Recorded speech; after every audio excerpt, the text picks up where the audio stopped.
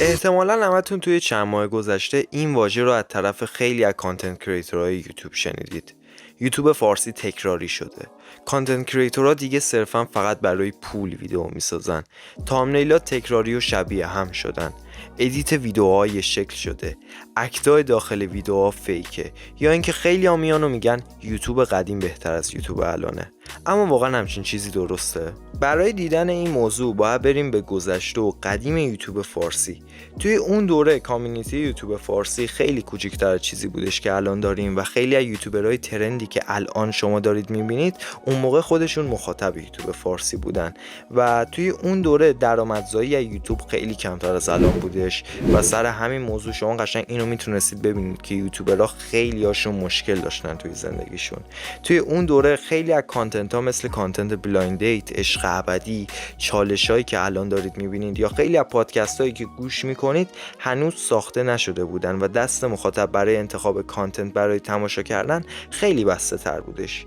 توی اون دوره شروع کردن یوتیوب کار به نسبت ساده تری به نسبت الان بودش، چون که رقابت داخل پلتفرم خیلی کمتر بودش و شما میتونستید با یه امکانات حداقلی یه چنل یوتیوب رو شروع بکنید و به درآمدزایی برسونیدش. همچنین باید به اینم اشاره بکنم که اون موقع فضای پلتفرم خیلی سالم تر از الان بودش. اون موقع به خاطر اینکه یوتیوب داخل ایران هنوز به معروفیت نرسیده بودش و بلاگرها پا نشده بودن از اینستاگرام پاشن بیان داخل یوتیوب تولید محتوا بکنن، فضای یوتیوب خیلی سالم تر بودش و افرادی که داخل یوتیوب ویدیوهای کانتنت کریتورها رو دنبال می‌کردن به نسبت افراد کم حاشیه‌تر و با شخصیت تری به نسبت مخاطبای اینستاگرام برای مثال بودن.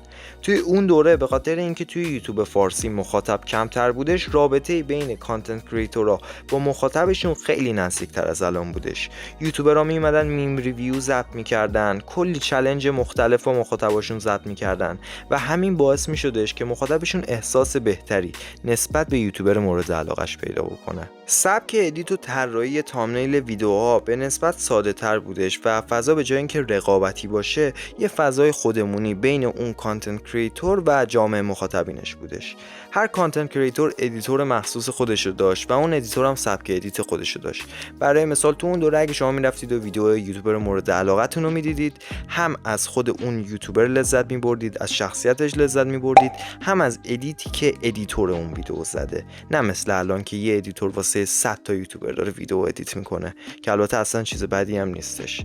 ارزش مخاطب به نسبت بالاتر بودش و سر همین موضوع که مخاطب کم بود و یوتیوبرها خیلی باید بیشتر رقابت میکردن، یوتیوبرها وقت زیادتری رو واسه ویدیوهاشون میذاشتن، زحمت بیشتری برای ویدیوهاشون میکشیدن و شما اینو میتونستید از ادیت و ایده ویدیو تا نحوه پرفورم کردن ویدیو بفهمید که این یوتیوبر چقدر واسه این ویدیو وقت گذاشته.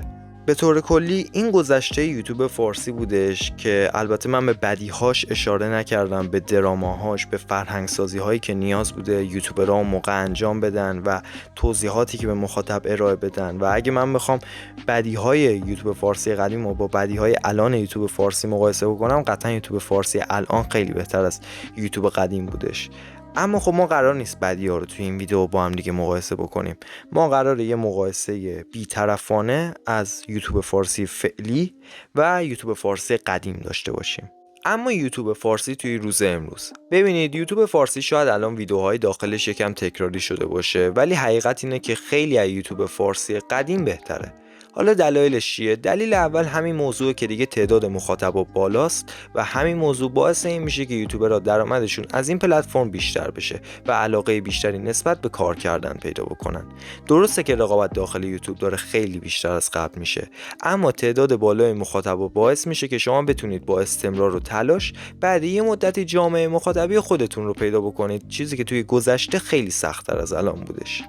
یا اینکه دسترسی شما به کانتنت های مختلف خیلی بیشتر شده و الان توی یوتیوب فارسی تقریبا برای تموم سبک های محتوا ما حداقل یه یوتیوبر خوب داریم، چیزی که توی گذشته وجود نداشتش.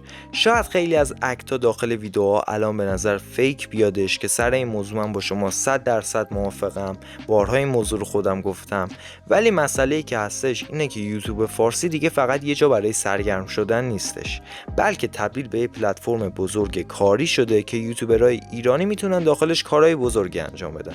حالا یه سریا میتونن تبلیغ سایت بت بکنن، یه سریا میتونن بیان مرچ با کیفیت به مخاطبشون بفروشن. ما کاری به کسی نداریم.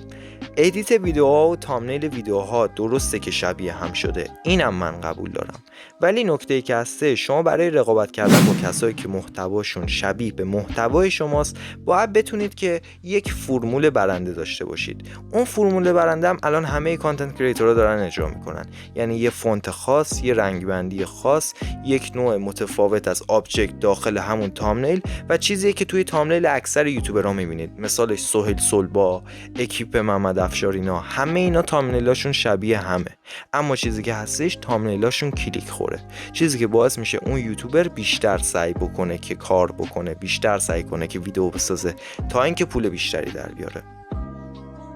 اما خب مشکل دقیقاً کجاست؟ چرا پس ما اون حس قدیمی رو از یوتیوب نمیگیریم؟ ببینید من 2 تا دلیل برای این موضوع دارم. دلیل اول اینه که ما اون موقع دغدغه‌هامون خیلی کمتر از الان بودش. استرس چیزای کمتری رو داشتیم. بزرگترین دغدغه خیلیامون شاید اون موقع نمرات درسیمون بودش. اما الان خیلی‌ها دغدغه‌شون پیدا کردن کاره، رفتن به سربازیه و میشه گفت اون موقع ذهن مخاطبا کمتر درگیر بودش. چه از لحاظ اقتصادی بخوایم به این قضیه نگاه بکنیم، چه از لحاظ روحی وضع اکثر مخاطبای یوتیوب فارسی بهتر بودش و سر همین موضوع هم اون دوره رو خیلی‌ها دوره بهتری میدونن. و دلیل دوم میشه عادت همیشگی انسان که عادت داره که بگه گذشته بهتر بودش. اما وقتی که از اون سوال میپرسن که چرا گذشته بهتر بودش، دلیلی واسش نداریم. اما تنها دلیلی که باعث میشه ما بر این باور باشیم که گذشته بهتر بوده، همون کمتر دغدغه داشتن به نسبت زمان حاله.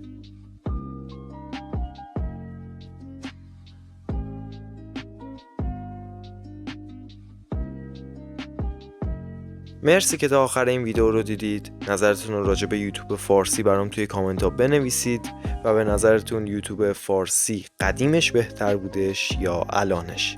اگر هم دوست داشتید عضو چنل تلگراممون بشید، لینکش توی دیسکریپشن ویدیو هستش، اونجا با هم دیگه بیشتر حرف میزنیم و امیدوارم هر جا که هستید حالتون خوب باشه و تا ویدیوهای بعدی فعلا خداحافظ. In my restless dreams, I see that town, Silent Hill. You promised you'd take me there again someday, but you never did.